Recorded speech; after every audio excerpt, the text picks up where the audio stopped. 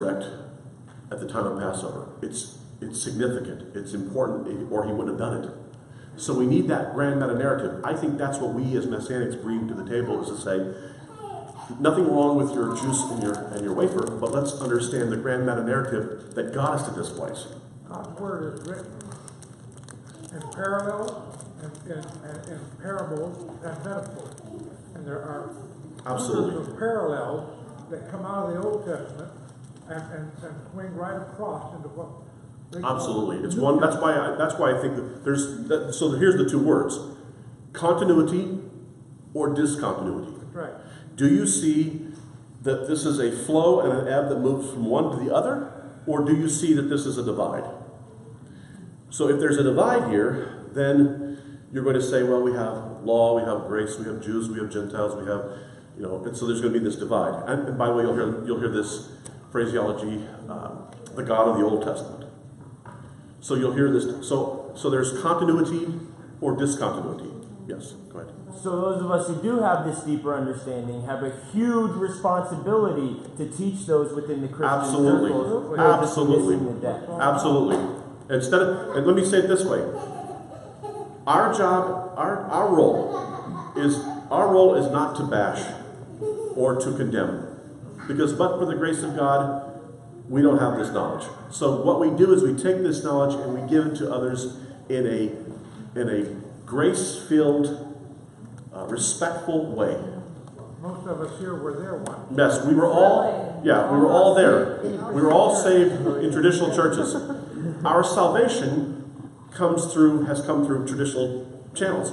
But now we have to move and say, okay, how do we get to the continuity side, where we move and we ebb and we go?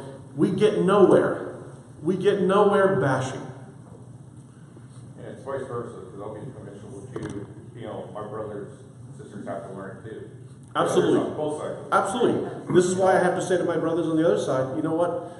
If you bash, then nothing good comes from the other direction. We believe growing up that Yeshua lived, he was this great man, but he was not the Messiah, because you can't put all these things before this and that. But yet they failed to see the angel of the Lord. Who is the angel of the Lord other than the Lord himself? Right, and this is why. But I will say this, So go back to my earlier discussion about John. Many of my Jewish brothers and sisters in Christ have a difficulty with John because they read John in English and say, "Look at this, John is bashing the Jews everywhere. He's just bashing the Jews. It's the Jews have done this, the Jews have done that. The Jews are just bad all over John. But the Jews in John aren't bad. The Jewish leadership is corrupt in the temple.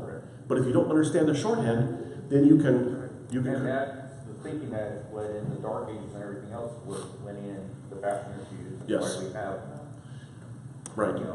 this image. And I can show you, if I wanted to do this, I can show you church father. If we wanted to do this, we could spend weeks doing this.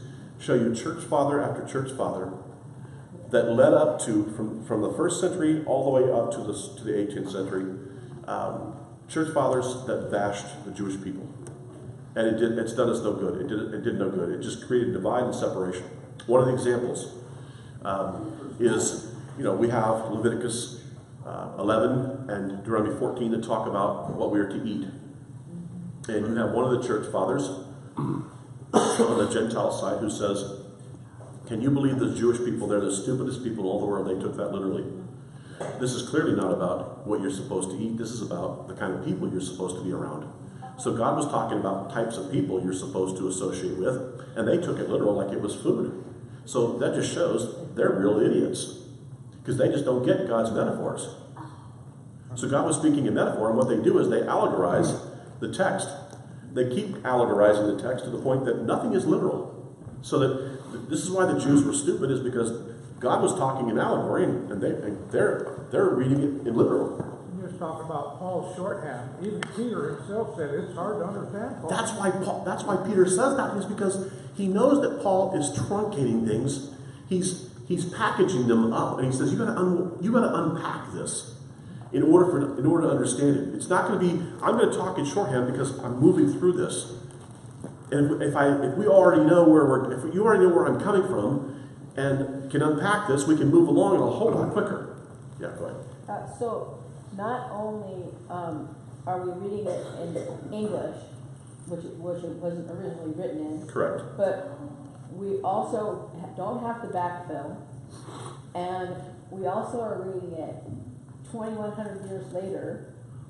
Outside the culture. Outside the culture, not even in the same piece of earth that this was intended for. So, and we're putting our 21st century mindset onto first century biblical scripture. So we're totally out in left field whenever we try to take our understanding and try to apply it to something that was never intended for. So of course we're going to get all these ridiculous things that come out of it, and hey, we don't know that, they don't know this. Even the first century Christian fathers didn't get it, and they were only 100 years from that, and they were still doing that. And I remember having a discussion with a priest and asked him, hey, do you believe that Revelation is real? And he told me, no, it's allegory. Right. And I'm right there. So, yeah, I mean, this is difficult. Go ahead. No, Yeah. I thought it was. I want to go back to the 666 and open up a little bit of a can of worms. Because Little? Nero, Thanks, Mary. Nero was way before John wrote Revelation. Not way before. Well, but he was before. So if this is the things that are to come, Yeah. then we can't really look at that. And I read a number of different people who, the first one was Walid Shobat, and I'm sure everybody's aware. I don't know how many of you have read Walid Shobat or seen him, but he was a jihadist that's quite intelligent that decided to read all the scriptures, and he's obviously Arab. And so he read in the Codex Vaticanus and he read in the native languages of Greek. And when he got to what was translated 666, it was actually 3 Arabic characters. And when the King James people in the 1500s went to look at them, they're like, well, what do we do with this? So they turned them into Greek. And if you look at those, and in the way they were written, it spells out 3 Arabic words. It says, in the name of Allah. And then the last chi is across swords. And that in his translation, being Arabic, from his native language, now he's an evangelist, is that it's you have the mark on your arm or on your forehead, and it's the multitude of a man, which is Muhammad. And so if you look at jihadists today, the armband and the headband has those characters. And they have been wearing them in our face for centuries. And in the time of the end, all will be revealed. So when we look at, it's those who wear and the word that is translated as mark was supposed to be badge. So you wear the badge on your arm or your forehead of the crossed swords in the name of Allah. And that is the person that drives the beast. So I would really recommend, he's written about it, Rico Cortez, a number of other Messianic teachers. You can find, he's got a great 8-minute YouTube that shows the characters as they actually appear in the Codex Vaticanus, which is one of the oldest extant manuscripts. And it really opens up all of that, because I don't believe, personally to me, that God would use numerology to talk about something as profound as the person that energizes the beast. That's just my own thinking. But it was quite revealing when I read that and I saw it and I learned about it. I don't know if you've ever seen that or not. I've heard of it. Yeah. Amazing. All right, so go with me to verse 12. Verse 12. And this goes to your notes. Verse 12, honor your father and your mother, that your days may be long in the land that the Lord your God is giving you. So the question becomes, what does it mean to honor your father and mother? So I note for you in the notes the word kavod or kaved, heavy, and I note also for you the text in Ephesians 3, 1-3. Children, obey your parents in the Lord, for this is right. And he says, honor your father and mother, which is the first commandment with a promise, that it may go well with you and that you may enjoy long life on the earth, which is interesting because the way that it reads in verse 12, they may be long in the land. So it's interesting how that it goes from this land to the earth and expands. And notice how Paul is equating obeying your parents with honoring your parents. Okay? So that's good for the fact that when you live in your parents' house, you should obey them, unless they're asking you to do something immoral, unethical, or illegal. Okay? If your parents ask you to do something immoral, unethical, illegal, then one should not do so. Okay? But, barring that, if you live in your parents' home, you should obey their commands. And notice that the text, here the Hebrew Scripture, does something that other ancient Near Eastern law codes doesn't do. It includes the mother, which is cool. It's actually cool because it puts the mother on the same equal footing with the father with regards to the children. It says, you honor your father and your mother. Okay? Not just one or the other, but both. And notice, like I said, that in Ephesians, Paul picks up on this. He's not, here Paul is going right in line with the Torah. Children, obey your parents in the Lord, for this is right. My observation would be this. This is probably one of the most pivotal of all commandments for this reason. If you can obey your parents, the Torah understands that psychologically you'll have it easier to obeying God. It's in the mind of, if a child learns to obey parents, they will learn to obey God. If they can't obey parents, they will have difficulty obeying God. They will struggle. If they struggle with one, they'll struggle with the other. So the Torah understands this and says, children, obey your parents in the Lord. If they're walking in the Lord, then you also obey them. Now, what does it mean to honor your parents after you move outside of your home? And I would argue that this comes from the Gospels as Yeshua is talking about honoring your parents. And that is that outside of the home, you have to provide parents with food, clothing, and shelter once you move out.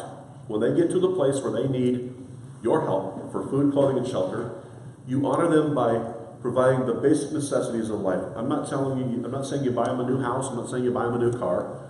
I'm not saying you pad their bank account. I'm not talking about that. I'm simply saying that you support them with the basic necessities of life, food, clothing, and shelter, like they did for you at the beginning, you're going to do for them now at the end. That's what it means to honor them on the back end. On the front end, you honor them by doing what they've asked you to do. If they say to you, clean up your room, you should clean up your room. If they say to you, I want you home by 9, you should be home by 9. Okay? If they say to eat this plate of food, you should eat the plate of food. However, once you move outside of their house and you establish your own domicile, your own family, then your role is to provide for them when they get to the place where they cannot provide for themselves food, clothing, and shelter, that you help them with those things because they helped you when you couldn't help yourself with those things. They fed you, they clothed you, and they housed you when you were incapable of caring for yourself. So now you pay it back on the other end. Right. Yes. This is why the firstborn was given a double portion of the inheritance. Precisely. The firstborn in Israel was given a double portion of the inheritance because the firstborn had the monetary responsibility. The others had responsibilities as well, but the oldest child had the responsibility financially of making sure this happened. So they were given a double portion because they're going to need the money to help mom and dad. And this is why Yeshua tells those who are basically giving money to the temple, donating money to the temple, korban, he says to them, you guys are setting aside the commandments to care for your parents by donating money to the temple, and you call it korban. Korban comes from the Hebrew word karav. So you're dedicating it to the temple so that it's in trust until your mom and dad die. That way, if mom and dad ask for any money or any help, you can say, oh, I don't have any money because it's all tied up in the temple. I can't help you. And then you let your parents live on the streets or starve or otherwise have problems. Dude, that is pretty bad. So, in other words, my wife is in geriatrics. So obviously there's nursing homes. I've been in nursing homes all my life, since I've been married to her. which seems like all my life. That's a good thing. That's a good thing. I didn't mean that in any way. It's a good thing.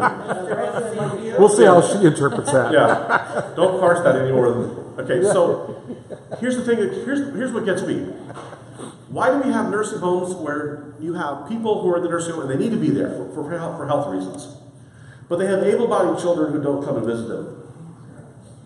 They have able-bodied children who live in this area. They're not outside the area. Who have a car, who live nearby, and they don't come and visit their parents. Something's fundamentally wrong with that. In other words, when your parents get to the age where they need your help physically, then you should be there to help them. That's your role as an older child, is to make sure that now that you help them when they can't help themselves. It cycles back. So this means all the money I loaned my firstborn that he never paid back is actually a down payment? Yes, it is. Yes. I will remind him that tonight. Yes, remind him that. Have him call me. I'll have him call you. So yeah, it's all right. Go ahead. Those ideas are old-fashioned. Our society today has so many single parents, and there's a number of kids that grown up without a father or a mother. So it's old-fashioned. Or an test tube. It's no longer ideal in our society. I agree. I just said to you, there are those who place their parents in a nursing home because they don't want to care for them, and they go off, they live their own life, they never talk to their parents again. Until they're about to die. Until they're about to die, then when they want the inheritance, they come back and say, hey, if you got anything left over, I'll take it. Which seems fundamentally wrong when you weren't there to help them out on the other end of this. So I think you have a responsibility, a Torah responsibility, to care for your parents. On the front end, you obey them when you're living in their home. When you establish your own home, your role is when they get to the place where they can't care for themselves, that you take care of them. And again, I want to make sure I'm not talking about again, they don't have to live in a mansion, they don't have to drive a Bentley, they don't have to. It's not that. They're fed, they're clothed, and they have a roof over their head. Yes, that their basic necessities of life. They got their necessities. It could be a leaky roof. It could be a leaky roof. No. Whoa. I was just remembering when we visited my daughter in the Philippines, and I'd asked my daughter's helper there that they hire, what about your parents? And lots of times the children still live with their parents, and when their parents reach 60 years old, they stop working. They might watch their grandchildren, but then the children have the responsibility to turn around and then take care of their parents. I think that's that's what they do there. a very biblical based system. Yeah, go ahead. Your first dog. You see now that a lot of grandparents are forced to watch their grandchildren because the parents are not watching them. They're not taking care of them. Yeah, true. Very true. Gary, go ahead. That's why you see a bumper sticker on a very deluxe new car that says, I'm spending my children's inheritance. Yeah. Which is Sad. all right. It is what it is. Well, Brent, it's like Henry was saying, we live in a different world here. In Europe, multi-generations live in the same house. Right. So it all took care of itself. So let me give you an example where I think that how this can work, just real quick, because I want to move on to one of them. Like my in-laws, I appreciate what they did, which was to, as they saw their parents getting older, they thought in terms of how are we going to take care of them. They started thinking this way early on. And in that, they said, you know what, let's have a place in our home that's just for them, where we can make that their place, and we can bring them here, and they can have a place to be around us, and we can make sure they're eating, and that they're dressed, and that they have everything that they need. Okay, so I think that they started thinking this way early on. There's something fundamentally wrong when you have living children, and the parents are destitute. There's something fundamentally wrong with that. So, if the children have any means, they should try to help their parents. That's what the Torah is asking us to do. All right, let's go to number 12. When we get to number 12, we're getting into these commandments that start off with lo. Now, the word lo, most grammarians will tell you, is used when you want to say never. You should never. Okay, so it's not like there is all, which means no, but not never ever. It's more situational. You should not do that in this situation.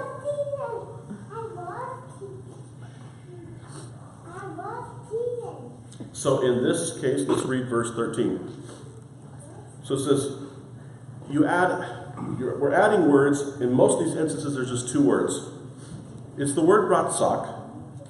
And I note for you on your notes on page 3, in Hebrew, the word that is often translated kill is the word ratsak, which corresponds more with the English word murder, or maybe even more accurately, the word homicide. Thus, ratsak is dealing primarily with premeditated murder or malice aforethought. Okay? So, it's only a word it's used to speak of what we would think in terms of premeditation or in terms of malice aforethought, where you lie in wait, where you're specifically going after somebody. Okay? Yeah. I looked that up, and I found in Ezekiel it's used in the description of war, and then both times it talks about the accidental murders in the cities of refuge. It's used there too. Yeah, I'll get to that. Okay. So here's where it's used, but it's used, so in the, I note for you the cities of refuge. I talked about that in Joshua 20, verse 4 to 6. Yeah. So you can have different types of killing that are not considered murder. Let me give you the 4. Let's work from the number 4 on our list up. So on the list, I gave you number 3, capital punishment. Genesis 9:6. Let's look at Genesis 9:6.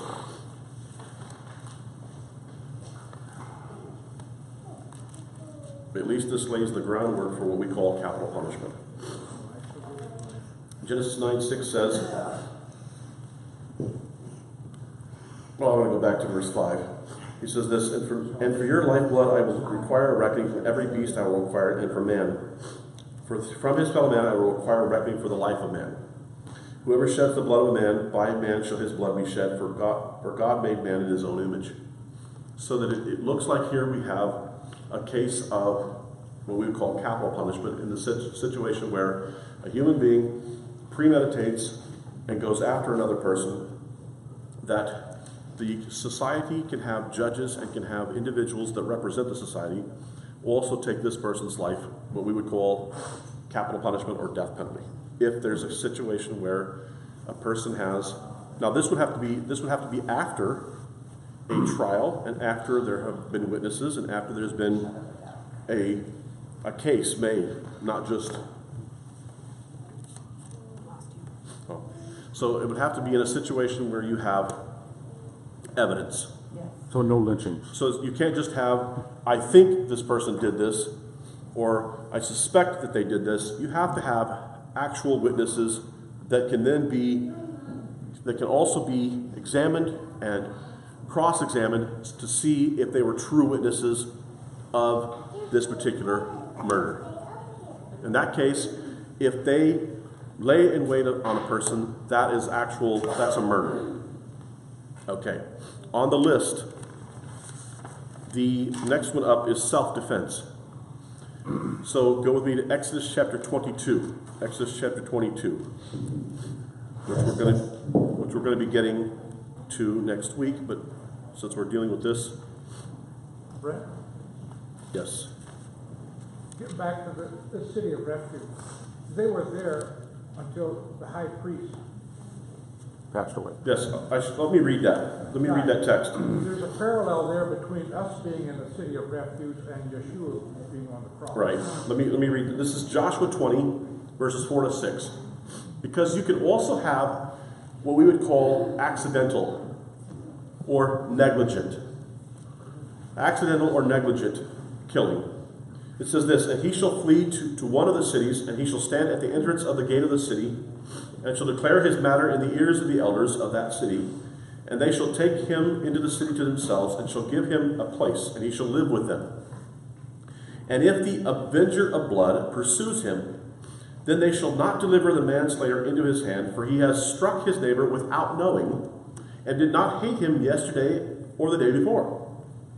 And he shall live in that city until he stands before the congregation for judgment, until the death of the high priest who is in those days. Then the manslayer shall return and come to his city and to his house and the city from where he fled. So, let's say two guys are out hunting. And we have this happen all the time. Two guys are out hunting, and they separate from each other, and inevitably one of them shoots the other one. They hear some rustling, and instead of making sure of what they're shooting at, they don't really see it. They just shoot into the sound, and they kill the person they went out to hunt with. That's not premeditation. It's negligence. But it's not a homicide in the sense of it's not malice aforethought. They didn't sit there and say, I'm going to go out here and... Now, unless we could bring evidence that before they went out hunting, one of them told another person, or two people, when I go out hunting, I'm going to make sure that Bob doesn't come back. If we have that kind of testimony, then yes. But they run to the city of refuge. This is one of the things that I hear often from my brothers and sisters on the other side. They say, well, there is no grace in the Hebrew Scripture. And I say, if you have cities of refuge, that's grace. If you have cities of refuge, you can flee to one of these cities, and there you can be safe. If the avenger of blood the family member comes to that city, they say, I want a trial. A trial can be had there by the elders of that city, and if you're found guilty, you're turned over to the blood avenger who can then take your life if you're found guilty. All right. So then there is the cities of refuge for those who are fleeing because of accidental death or because of negligence. Self-defense. Go with me to Exodus chapter 22. Exodus chapter 22. And we're going to look at verse 2 and 3. It says this: if a thief is found breaking in and is struck so that he dies, there shall be no blood guilt for him. But if the sun has risen on him, there shall be blood guilt for him. He shall surely pay. If he has nothing, then he shall be sold for his theft.